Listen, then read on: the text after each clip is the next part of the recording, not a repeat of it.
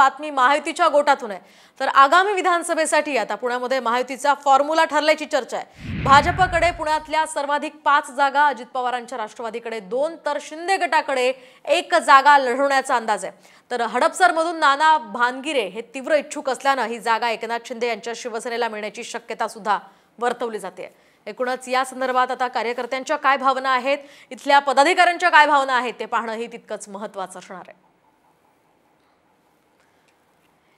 एकीकडे महायुतीचं हे जागा वाटप ठरतंय, दुसरीकडे महाविकास आघाडीतील जागा वाटपाचा तिढा मात्र गणेशोत्सवानंतर सोडवण्याचा निर्णय झाल्याची माहिती आहे।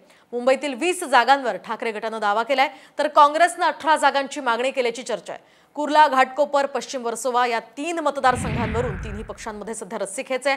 तर भायखळा, जोगेश्वरी, माहीम या मतदारसंघांवरून काँग्रेस आणि ठाकरे गटात संघर्ष सुरू आहे। शिवाय महाविकास आघाडीकडून काही मुस्लिम उमेदवारांना सुद्धा मैदानात उतरवण्याची शक्यता आहे। दरम्यान मुख्यमंत्री पदावरून महाविकास आघाडीमध्ये रस्सीखेच नसल्याचं स्पष्टीकरण खासदार संजय राऊतांनी दिलं।